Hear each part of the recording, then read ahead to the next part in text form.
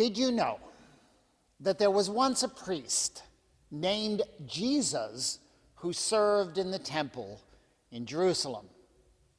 This Jesus was the first high priest consecrated to serve in the temple that was rebuilt after the people returned from exile in Babylon. He is mentioned in the books of Ezra and Nehemiah.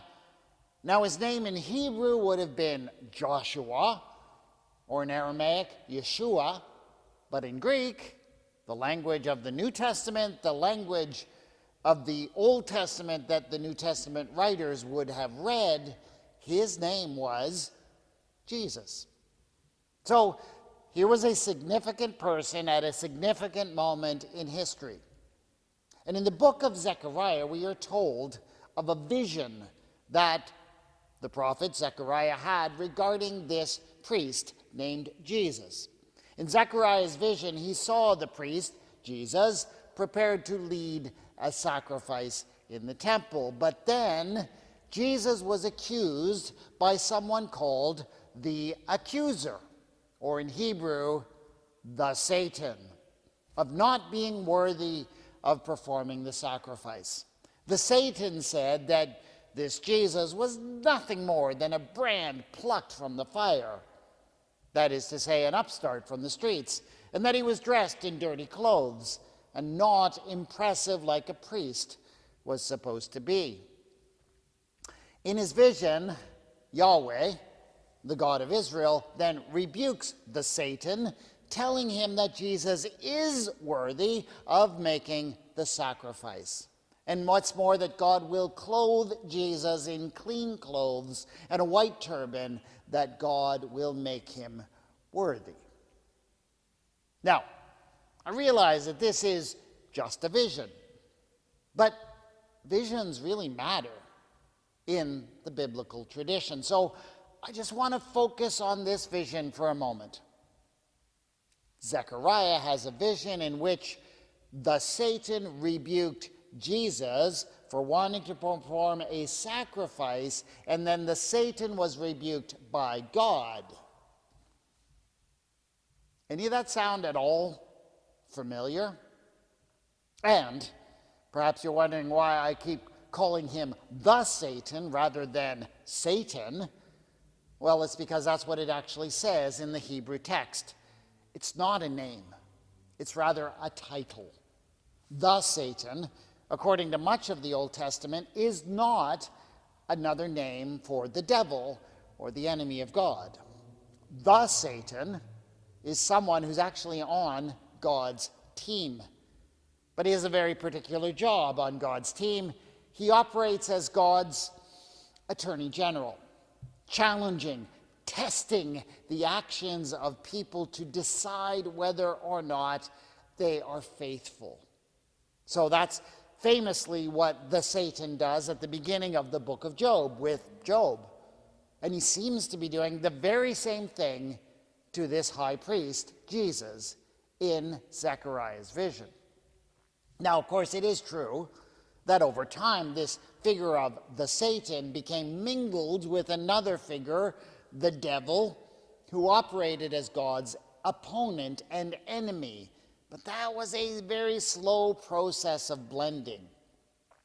And it was not completed by the time the book of Zechariah was written. And that kind of makes me wonder, well, where are we in that blending process when it comes to the mind of Jesus or of the gospel writer in our reading this morning from the Gospel of Mark? Peter had been riding high all week. Oh, things were just going so very well. Jesus was growing in popularity. Larger and larger crowds were turning out. Peter was starting to think that this movement was going somewhere. And what's more, everyone recognized that Peter was a key leader, and so he began to dream that he would ride Jesus' coattails and see his own influence and status grow. And that was all very good. And one day, when the group was just kind of hanging out, shooting the breeze at Caesarea Philippi, there was something that Jesus said that made Peter realize what all of this fantastic success really meant. It meant that Jesus wasn't just a great teacher and healer, that he was, in fact, God's Messiah, the anointed one. And so, Peter said so in front of everyone. And then, far from denying it, Jesus said it was all a big secret and they just had to keep it for a while. But then suddenly Jesus totally crushed Peter's good mood.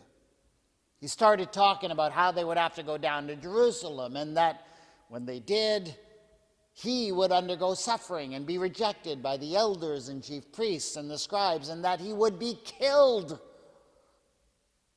He said more after that, but when Peter heard that much, he got so mad that he stopped listening. And what's more, he could hardly wait to get Jesus alone so that he could tell him off for being such a downer. Listen, Jesus, he said, you can't afford that kind of pessimistic thinking. You need to stop talking like that right now. And then Jesus rebuked Peter, saying, "Get behind me, Satan, for you are setting your mind not on divine things, but on human things." And I was kind of surprised to notice the strong parallels between that famous episode in Jesus' life and the somewhat less famous vision that Zechariah had. Do you think it's just a coincidence that those two passages echo each other so perfectly? Because I don't really believe in coincidences when I'm reading the scriptures. I think there's a connection between those two passages, but I think we'd better not miss it. What I'm trying to say is, I don't think that exchange between Peter and Jesus, where each rebuked the other, was just about something that happened once. It's not just about the time when Jesus told his disciples what was going to happen, and the disciples, especially Peter, couldn't handle it. I mean, yeah, it is about that, obviously.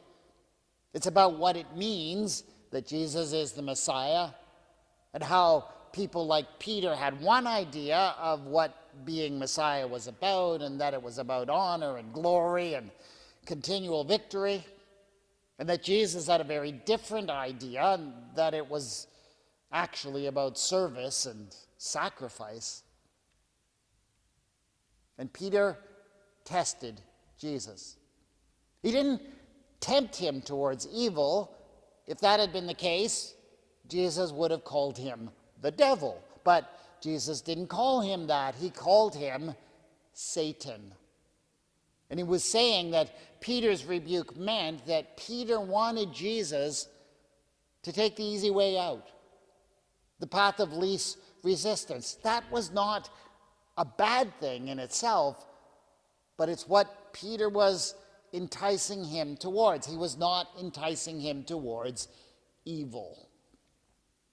So, this was a very significant moment in Jesus' ministry and development. But what I'm saying is that it wasn't just a one-time event, because it happened way back in the time of Zechariah, when that prophet had a vision of the same thing happening to a priest named Jesus in his own day. The two events are connected to each other, and to my mind, that means that we're talking about a cosmic event, something that happened back in the time of Zechariah, that had happened in the time of Jesus, and it just keeps happening. In other words, the spirit of the Satan is still alive and at work in the world today. And again, when I say the Satan, I do not mean that in the way that it is usually understood today.